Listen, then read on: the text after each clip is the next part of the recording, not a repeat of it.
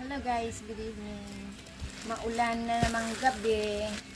Magbubukas ako ng aking pangalawang parcel. Ano to?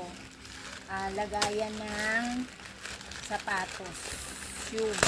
Shoe organizer. Kasi yung una kong binili, medyo malaki, kulay blue. Ngayon, nag-order ako ng maliit-liit. Kulay violet. Ngayon, tapos i-assemble na naman natin ito. Mas maliit ito kaysa una kong in-order. Ayan. Ayan. Balilagay ng baka, sapatos. Balilagay na ano. Ayan, maliit-liit siya kaysa dun sa blue. Kasi yung isa ko, ito, kulay blue. Ayan.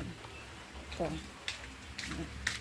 Mama, may ano pa? May Ito. bago naman pa yung nandun sa oil. Ito yung kulay blue. 5 din yung in-order ko nung nakaraan. Ay, kulang pa. Kaya, nag-order ako ng kulay violet. Maliit-liit naman siya. Ito lang siya. Ayan. Ito lang kung parehas pa rin ito sa dati.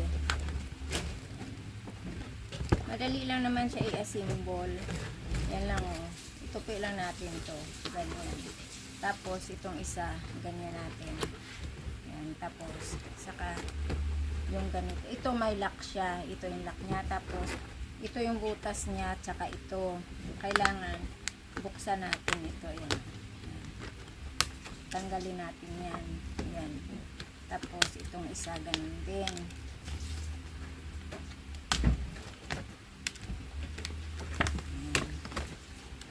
Tapos ano siya, pagpantayin lang natin siya, ganyan.